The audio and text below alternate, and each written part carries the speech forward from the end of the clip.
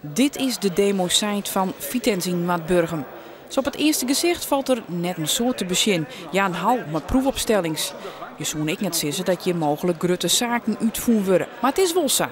De komende tijd zullen de testen die in worden met het skimmaatje van membraanfilters.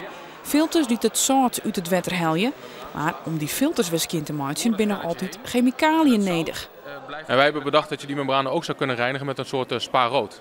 Dus we lossen CO2 op in water en spoelen dat door die modules heen. En dan komen er belletjes. Hè. Als je zo'n fles open doet, dan krijg je allemaal het bruisend water. En dat bruisende water dat maakt als het ware die membranen heel mooi schoon. Overal op een vrouw worden de membraanfilters gebruikt. Dus stel dat het werkt, dan is het een grote trogbraak. Als we hier succes maken, dan wordt het een wereldsucces.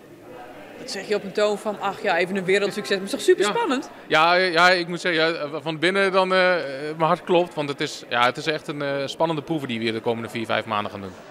Simmer oor hier met de proef die in wijzen. Vitens had er al patent op onvregen. In deze demo-site kunnen trouwens ook orenbedrijven onderzoek doen naar het zuiveren van drinkwater. Innovatie is nodig, maar een veroordelend klimaat. De verwachtingen zijn dan ook heeg en van internationaal belang. Als je bedenkt dat de meeste mensen in de wereld aan de zee wonen, dan is het ontzouten van water voor het produceren van drinkwater een heel belangrijk onderwerp. Misschien in Nederland dat het op zich nog meevalt. We hebben hier de beschikking over heel veel zoetwater. Maar als je gaat kijken in het Midden-Oosten, in Zuid-Europa, daar zijn de toepassingen legio. Het gaat door een membraaninstallatie. Normandje wordt het lab officieel openen. Hoe het op de Iependaai kwam er al een soort mensen te zien hoe het werkt bij Vitens. Ik kon ze zelfs ik proefjes doen.